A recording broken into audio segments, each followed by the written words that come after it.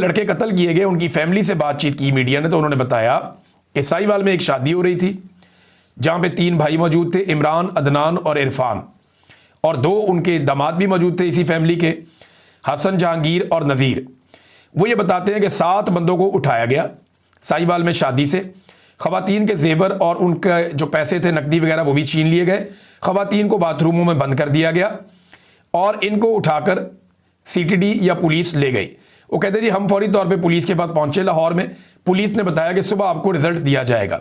सुबह हमें बताया गया कि जनाब आपके जितने बच्चे हैं वो पुलिस मुकाबलों में मार दिए गए हैं, और लाशें भी नहीं दी जा रही थी। लाशें देना एक मुसीबत बन गया और 3-4 दिन लगाकर इनको अमानतन दफना दिया गया था। फिर 3-4 दिन लगाकर बड़ी मुश्किल से वकील ने हाई कोर्ट से जो है वो ऑर्डर करवा के इनकी लाशें वापस हासिल करवाई और फैमिली को दी। अब ये जो 5 बंदे एक ही खानदान के, जिनमें 3 भाई हैं और 2 दामाद हैं, ये जो कत्ल किए गए, ये 5 अलग अलग शहरों में कत्ल किए गए। एक को चनियोट में, एक को जड़ावाला में, एक को हाफजाबाद में, एक को गुजरावाला में, एक को नारोवाल में कत्ल किया गया। 5 एक ही जगह शादी में मौजूद थे, एक ही जगह साहिवाल में 5 मौजूद थे। साहिवाल से 5 को गिरफ्तार किया गया और 24 घंटे के अंदर अंदर यह खबर आ गई कि 5 अलग अलग जिलों में, चनियोट में, जड़ावाला में, हाफजाबाद में, गुजरावाला में और नारोवाल में 5 कत्ल हो गए हैं और लाशें मुख्तलिफ जगहों पे पकवा दी।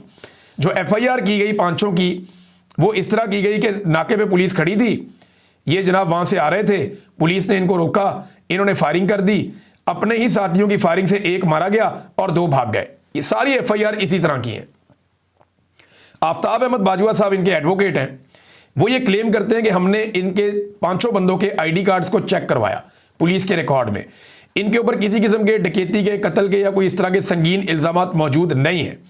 लेकिन जो फैमिली की, उनकी माँ या बच्चों की या उनका बाप है, वो ये कहते हैं जी कि हमारी एक लड़ाई हुई थी और भावलपुर में लड़ाई हुई थी किसी पार्टी के साथ, और उस लड़ाई में हमसे कुछ मुतालबात किए जा रहे थे और पर्चा वापस लेने की बात की जा रही थी, और ये मामला आगे बढ़ा तो ये हमारे बच्चे कत्ल हो गए। अब जनाब ये कोई बात समझ नहीं आ रही। देखें, अगर ये मुजरिम थे भी या इन्होंने कोई जराइम किए हुए थे तो इनको अदालत में पेश किया जाना चाहिए था। इनको गिरफ्तार करते, गिरफ्तार करके इनसे बरामदगी करते, बरामदगी करके इनको अदालत में पेश करते, अदालत के जरिए इनको सजा देते। या 5 एक ही लेवल के खौफनाक क्रिमिनल थे कि 5 को कत्ल करना बहुत ज़रूरी था, तो 3 भाइयों को और 2 उनके जो दामाद हैं उन्हें कत्ल कर दिया गया, पुलिस ने कर दिया। और ये मावराए अदालत कत्ल है। जब इस तरह के कत्ल होते हैं ना, तो फिर अपने ज़ाती स्कोर भी सेटल किए जाते हैं। 1000 बंदे जो मारे गए हैं, उनमें से अगर आप रेशो निकालें, सारे बंदे बेगुनाह ना भी हों तो कुछ तो बेगुनाह होंगे ना, तो जो बेगुनाह मारे गए उनका कत्ल किसके सर पे जाएगा?